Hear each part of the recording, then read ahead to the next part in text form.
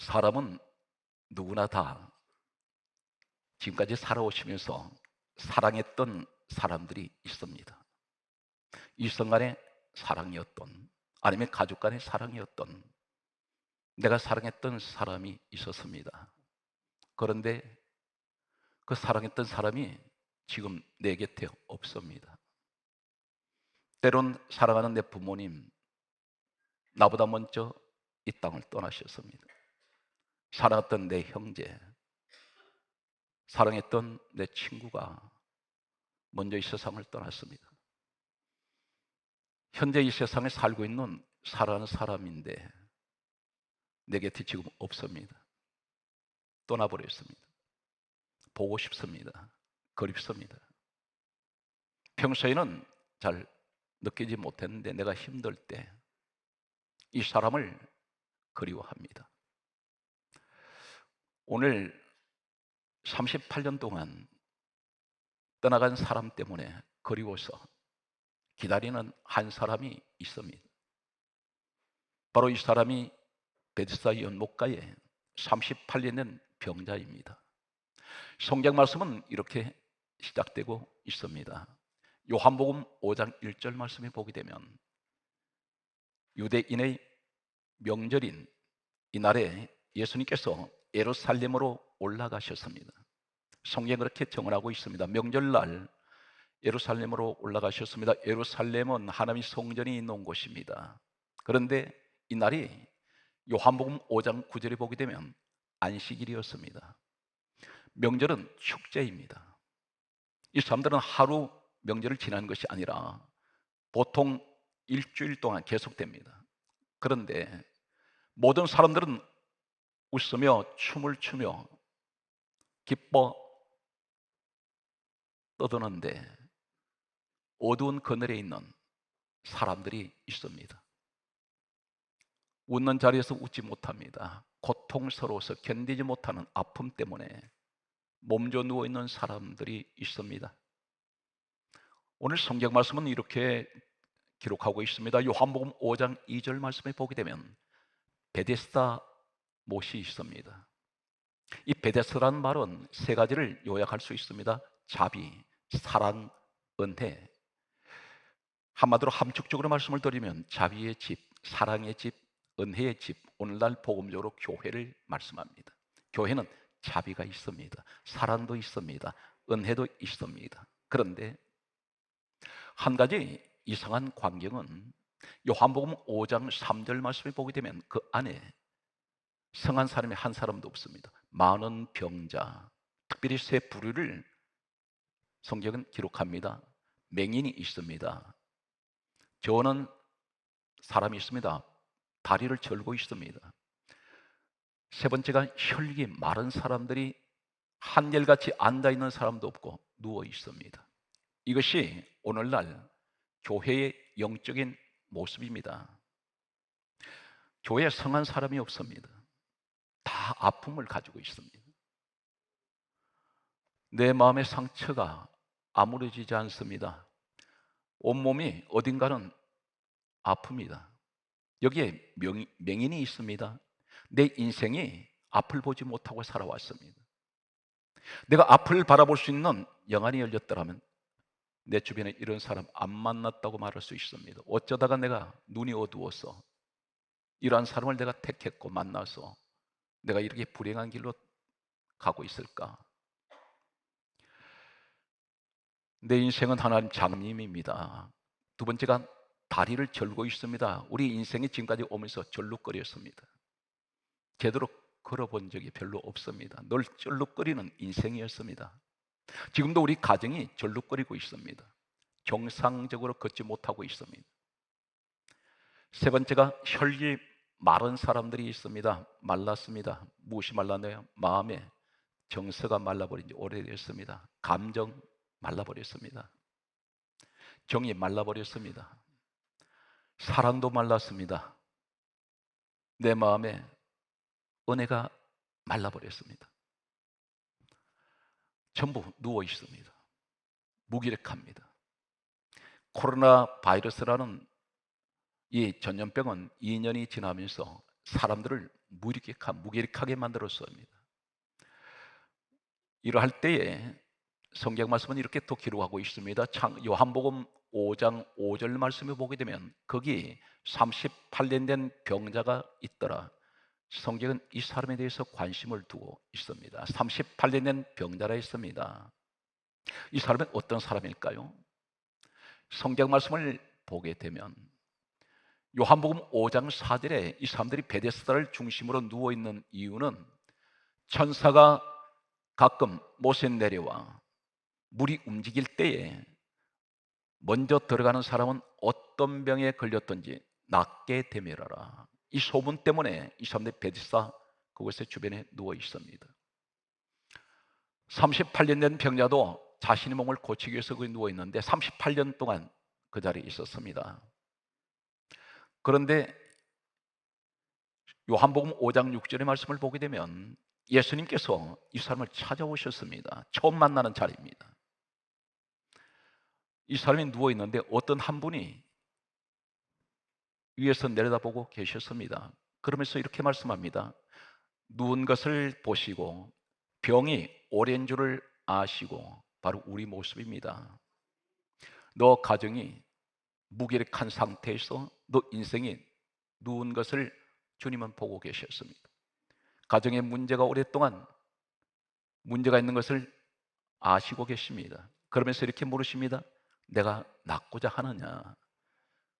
당연히 낫고 싶습니다. 그런데 왜 주님께서 이 말씀을 하고 계실까요? 무슨 말씀입니까? 너 치료할 거야. 소망을 가져라. 낫고자 하느냐? 이 말씀은 소망을 주시는 말씀입니다. 이제 너 일어날 거야. 우리에게 말씀하고 있습니다. 그때 이 사람이 처음 뵙는 예수님 앞에 뭐라고 고백하냐면 요한복음 5장 7절에 이렇게 말하고 있습니다. 나를 못에 넣어줄 사람 없습니다. 지금 주님 앞에 이 말을 하고 있습니다. 무슨 말입니까? 영어 성경에는 이렇게 번역하고 있습니다. 한 사람도 없습니다. 이 사람 당연히 부모님이 계셨을 것입니다. 형제도 있었을 것입니다. 그런데 어쩌면 이 사람은 투병 생활 38년입니다.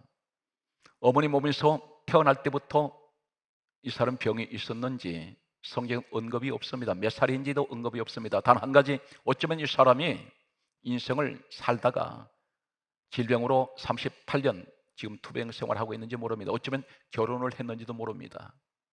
결혼했다면 사랑하는 아내가 있었을 것이고 자녀가 있었을 것입니다. 주변에 친구도 있었을 것입니다. 그런데 이 사람의 고백이 무슨 고백입니까? 나에게는 한 사람도 없습니다. 이 고백이 우리 고백입니다.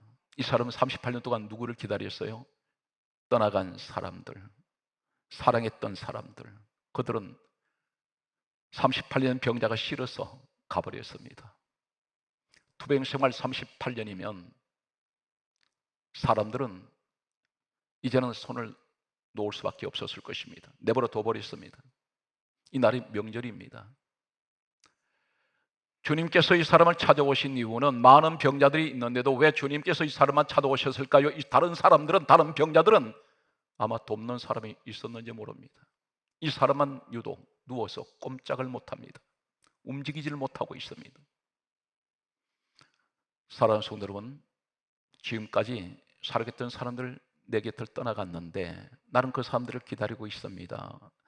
어쩌면 어떤 사람들을 통해서 도움을 받으려고 이 사람들을 기대하고 있는지 모릅니다. 그런데 내가 싫어서 떠나간 사람들, 그런데 주님은 싫어서 떠나간 이 38년 병자를 좋아서 찾아오셨습니다. 한 번밖에 없습니다. 사람들은 다 떠났는데 오늘 여러분에게 찾아오신 분은 예수님밖에 안 계십니다. 오늘 성경 말씀은 이렇게 기록하고 있습니다. 오늘 전 성경에 38년 병자에 대해서 주님이 하신 말씀, 엑기스라고 할 수 있는 핵심적인 말씀이 주님이 네 마디를 하십니다. 내가 낫고자 하느냐? 그렇게 말씀하시고 바로 이어서 요한복음 5장 8절에 하시는 말씀이 일어나 자리를 들고 걸어가라 세 마디 하십니다. 여기에 오늘 본문 내용이 다 들어 있습니다. 한글로 보게 되면 일어나 자리를 들고 걸어가라, 여기서 어떤 다른 의미를 쉽게 찾기가 힘듭니다. 그런데 원문에 보게 되면 놀라운 내용이 담겨 있습니다. 오늘 이 일어나라 첫 마디 주님께서 하신 말씀입니다. 일어나, 이 말씀이 무슨 말이냐면 헬라에는 신약 성경은 참고로 말씀드립니다. 원문이 헬라로 기록되어 있습니다. 에게이로입니다. 에게이로. 따라서 에게이로. 이 말씀이 무슨 말씀이냐면 똑같은 에게이로라는 일어나 이 말씀이 똑같은 단어의 의미를 가진 말씀이 있습니다. 마태복음 10장 8절에 보면 죽은 자를 살리며, 여기 살리며 이 말씀이 에게이로입니다. 무슨 말입니까? 이 사람은 38년 동안 병석에 누워있는 투병하는데 이 사람은 죽은 사람입니다. 그런데 살리며 부활, 죽은 자 살아납니다. 너는 부활할 것이야. 너는 다시 살아날 것이야. 나 너를 살리러 왔다. 일어나. 여기 또 같은 에게이로 일어나, 이 원문 말씀이 똑같이 쓰여진 곳이 어디 있냐면 마가복음 9장 25절에 한 소녀가 죽었습니다. 시체가 싸늘하게 식어져 버렸습니다. 그때 예수님께서 오셔서 손을 잡으시면서 소녀야 일어나라. 이 일어나라 이 말이 에게이로입니다. 죽은 자 살려내십니다. 오늘 사랑하는 성도 여러분, 무엇이 병들었습니까? 죽었다고 생각하십니까? 그러면 주님께서 살리실 겁니다. 이것이 부활입니다. 또 한 군데 에게이로가 어디 있습니까? 누가복음 7장 14절에 한 청년이 죽었습니다. 사람들이 이 시체를 메고 나올 때 예수님께서 이 시체에게 다가가셔서 손을 대시면서 청년아 일어나라. 이 일어나라 이 말이 에게이로입니다. 다시 말씀드려서 사람들은 다 떠났는데 내 사랑했던 사람들이 다 떠나가고 있습니다. 하나님, 나는 지금 투병 때문에 몸부림치며 고통스럽게 38년 동안 나는 이곳에 누워 있습니다. 나를 도와줄 사람은 아무도 없습니다. 할 때 주님께서 말씀합니다. 내가 너 도와주러 왔지 않냐. 오늘 이 말씀을 받는 여러분들에게 소망의 시간 되시기 바랍니다. 너는 죽은 자 자리에서 다시 일어날 것이야. 내가 너를 부활시킬 것이야. 오늘 자리를 들고, 이 말씀은 무슨 말입니까? 아이로라는 헬라를 쓰고 있습니다. 아이로. 이 아이로는 말씀은 놀라운 말씀입니다. 같은 아이로, 원문에 한글 성경은 번역이 되어 있는데 원문을 보게 되면 아이로라는 이 말이 어떤 말이면 마가복음 16장 18절에 뱀을 집어 올리며, 뱀을 집어 올린다 그랬습니다. 집어 올린다 이 말이 아이로입니다. 이 뱀이 누굽니까? 계시록 12장 9절에 갯뱀, 마귀라고도 하고 사단이라고 하는 온천을 쬐는 자, 사탄 마귀를 말씀합니다. 너는 사탄 마귀를 잡아가지고 너는 집어 올릴 것이다. 사망 권세, 죽음의 권세 가진 원수 마귀를 하나님께서, 우리 주님이 이기신다는 것입니다. 성경 말씀은 계속해서 무엇을 말씀하고 있습니까? 놀라운 말씀을 하고 있습니다. 요한복음은 19장 31절 말씀을 보게 되면 시체를 치우다, 시체를 치워버린다는 것입니다. 이 치워 이 말이 아이로입니다. 자리를 들고, 이 자리가 어떤 자리입니까? 38년 동안 고통받는 자리였습니다. 죽음의 자리입니다.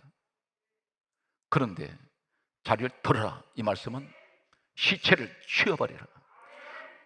너는 다시 이 자리에 누울 일이 없어. 오늘 우리에게 주시는 말씀입니다. 사랑하는 성도 여러분, 사람을 바라보면 살릴 수 없습니다. 주님께서 찾아오십니다. 오셔서 나 너 다시 살릴 거야. 그리고 하실 말씀이 사망의 권세, 죽음의 권세 가진 원수마귀 내가 씹어서 올려서 너는 다시는 이 죽음의 자리에 누울 일이 없어.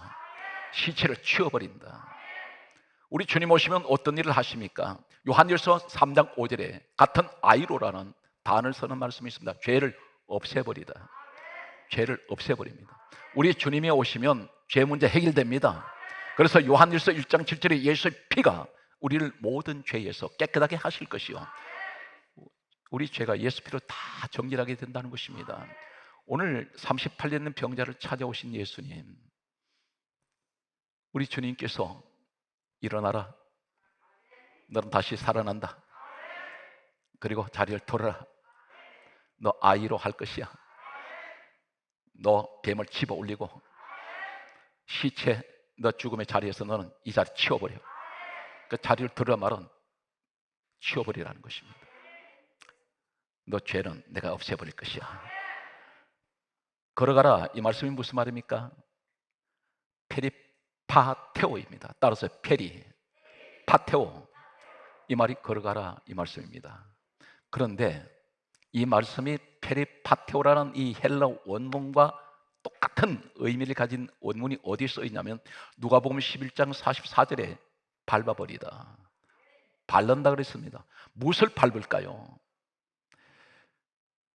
사랑하는 성도 여러분, 지금까지 아마 신앙생활에서 예수님 바다 위를 걸어오셨던 사건은 설교를 통해서 아마 들으신 분들이, 기억나신 분들이 있습니까? 예수님 바다 위를 걸어오신 적이 있습니다. 그런데 걸어서 오셨는데 마태복음 14장 25절에 정확하게 예수님께서 풍랑에는 바다 위를 걸어오신데, 걸어서 이 말씀이 페리파테오입니다. 오늘 38년 병자에게 걸어가라 이 말씀과 똑같은 헬라어 원문을 쓰고 있습니다. 그러면 예수님 바다 위를 걸어오셨는데, 걸어오셨는데 이 말씀이 뭐냐? 밟아버리고 있다는 것입니다. 뭘 밟는다는 거예요. 그런데 무엇을 밟을까요? 누가복음 11장 44절에 똑같은 페리파테와 발단한 그 의미를 가지고 있는데, 예수님이 바다 위를 걸어오시는데 마태복음 14장 29절에 보면 베드로가 예수님과 똑같이 바다 위를 걸어서 주님께로 오고 있습니다. 여기 걸으란 말은 예수님 걸어서 오시는 이 걸어서 이 말씀 페리파테오가 베드로가 걸어서 물 위를 걸어오는데 이 내용도 똑같이 페리파테오입니다. 그러면 바다 위를 지금 밟고 계시는데 바닷속에 무엇이 있다는 겁니다. 이사야 27장 1절에 보면 바닷속에 거대한 뱀, 용이 있는데 리워 야단이라는 거대한 뱀이 있습니다. 이것을 가리켜 용이라고 했습니다. 그런데 하나님이 죽이신다 했습니다. 바다 위를 밟고 계시고 누구를 밟고 있는 겁니까? 뱀을 밟고 있다는 겁니다. 계시록 12장 9절에 사단 마귀입니다. 마귀를 밟아버린다는 것입니다. 심판을 말합니다. 우리 주님이 원수마귀를 심판하십니다. 그런데 주님 바라보면 네가 사단 마귀 밟을 거야. 그것이 걸어가라는 의미입니다. 오늘 사랑하는 성도 여러분, 이 자리에 주님 만나러 오셨습니다. 주님만 바라보세요. 목회를 하다 보면 여기 끼워 저기 끼워 하면 목회가 여기까지 올 수 없었습니다. 지하에서 지하로 약 18년 전에 거기서 비만 오면 물이 차버리는 지하에서 하나님께서 여기까지 인도하신 것은 오직 그분만 바라보았기 때문에 주님이 다 해주셨습니다. 돌아보면 그분이 티끌만한 것도 다 그분이 개입하셨고 그분이 이끌어 주셨습니다. 그래서 저는 산정인이라고 할 수 있습니다. 지금 당장 너 순교할 수 있느냐? 순교할 수 있습니다. 제 고백이 오늘 말씀 중에 이 고백을 하게 됩니다. 기도 때마다 하나님, 주님이 아니면 제가 이 땅에 있을 이유가 없습니다. 다 싫고 오직 제게는 주님밖에는 없습니다. 그래서 제 고백을 하고 있습니다. 나의 전부가 되시고 생명이 되시기 때문에 단 한 가지 소원이 있습니다. 우리 성도들 한 분도 잃어버리지 않게 하시고 이 성도 반듯하게 세워서, 하나님 숫자가 중요한 것이 아닙니다. 한 성도로 반듯하게 세워서 주님 앞에 당당하고 떳떳하게 세우는 것이, 그것이 제 소원이라 했습니다. 주님 앞에 섰을 때 수고했다 이렇게 인정받는 주의 종이 되고 싶은 것이 한 가지 소원밖에 없습니다. 사랑하는 성도 여러분, 얼마나 힘드세요? 주님 바라보세요. 환경 보지 마세요. 전부 실망할 수밖에 없습니다. 그런데 여기에 율법주의자가 나타납니다. 이 38년 병자가 치료받았을 때에 요한복음 5장 12절에 보게 되면 유대인들이라 했습니다. 한 사람이 아니라 유대인들이 이 병 나은 이 사람한테 자리를 들고 가는 이 사람에게 뭐라 말합니까? 안식일인데 자리를 들고 가는 것이 옳지 않다. 시비합니다. 우리 하나님은 이 땅에 예수님 오시게 하셨을 때 사람 살리러 오셨습니다. 그런데 이 사람들은 형식주의자예요. 이 사람이 일어나고 살아난 상태에 대해서는 전혀 관심이 없고, 왜 안식일 날 일어나, 왜 안식일 날 고쳐져서 오늘날 교회 안에 이런 사람들이 있습니다. 예배를 통해서 내가 회복되고 소망을 가지고 다시 하나님 은혜를, 내가 늘 주님 앞에 이 은혜를 실감하면서 감사를 하고 감동과 충만한 은혜 속에 있어야 될 내가 교회만 와서 자리만 때우고 가는 형식주의자들, 오늘 교회 예배 덜해서 이것으로 끝나버리는 율법주의자 같은 사람들이 있다는 것입니다. 이것이 형식주의자입니다. 진정으로 주님을 만나는 시간 되시기 바랍니다. 그때에 이 사람들이 이렇게 말합니다. 오늘 10절에 오늘 자리를 들고 가는 것이 옳지 않다 이렇게 말할 때 12절에 뭐라 말합니까? 너를 자리를 들고 가게 한 자가 누구냐? 그 사람이 누구냐? 묻습니다. 그때에 이 사람이 요한복음 5장 15절에 이렇게 말합니다. 자기를 고친 이는 예수라. 사랑하는 성도 여러분, 이 고백이 있기 바랍니다. 나를 고치신 이는 예수님입니다. 나를 이까지 인도하신 분은 예수님이십니다. 오늘 사랑하는 성도들은 주님은 절대로 여러분 실망시키지 않습니다. 오늘 힘들고 어렵더라도 이 어려운 시기에 반드시 주님만 바라보는 소망의 사람이 되시길 바랍니다. 예수님께서 이 사람을 고치신 것 때문에 십자가에 달리시게 됩니다. 그 내용이 요한복음 5장 18절에 보게 되면 유대인들이 안식일 날 병자 고쳤다는 것 때문에 죽이려고 합니다. 성경에는 죽이고자 함이라. 결국은 안식일 날 율법을 어겼다는 것 때문에 이 안식일을 범하게 되면, 안식일 날은 일하면 안 됩니다. 병자 고치면 안 됩니다. 그런데 안식일 날 주님이 병자 고친 것 때문에 사람들이 죽이려고 하고 있습니다. 나중에 이 율법에 의해서 십자가에 주님은 고난을 당하십니다. 그런데 이 사람뿐만 아니고 주님은 안식일 날 일을 하면 안 된다는 걸 알고 계십니다. 그런데 왜 그럴까요? 이 사람 살리고 예수님 죽으시겠다는 것입니다. 마가복음 1장 21절에 보게 되면 안식일 날 귀신 들린 사람을 고치셨습니다. 율법에는 안식일 날 병 고치면 안 됩니다. 그런데 또 이렇게 기록합니다. 누가복음 6장 6절에 보게 되면 안식일 날 손 마른 사람을 고치십니다. 누가복음 13장 10절에 보게 되면 안식일 날 18해 동안 귀신 들려서 허리가 꼬부라져 펴지 못하는 여인을 고쳐주십니다. 계속해서 안식일입니다. 또 한 가지는 이 혈루증이라는 피를 흘리는 여인들에게 하혈하는 병이 있습니다. 이 병은 일반 사람과 같이 생활하지 못하고 격리가 됩니다. 그런데 이 유출병을 가진 여인하고 접촉을 하면 부정한 사람이 되어버립니다. 그런데 혈루증 여인이 예수님 옷까지 손댄 적이 있습니다. 주님 몸에 손을 댑니다. 그런데 이 여자는 치료가 되고 예수님의 부정한 사람이 되어버립니다. 그 말씀이 어디 있습니까? 누가복음 8장 44절 말씀을 보게 되면 혈루증으로 인해서 예수님 몸에 손댔을 때 이 여자는 즉시 치료되고 예수님이 부정하게 되어버립니다.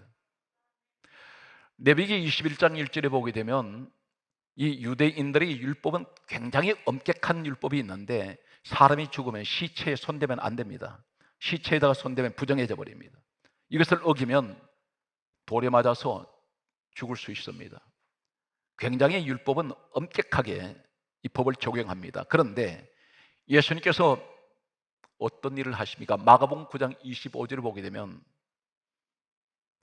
한 여자가 죽었을 때 싸늘하게 식어진 그 시체에 손을 대시고 잡으시면서 소녀야 일어나라. 시체에 손대버립니다. 대신에 주님은 부정하게 되고 이 소녀는 살아납니다. 성경 말씀을 보게 되면 누가복음 7장 14절에 청년이 죽었을 때 주님이 누가 해달라고 하지 않았는데 주님 친히 가셔서 손댑니다. 그리고 청년아 일어나라. 살아나 버립니다.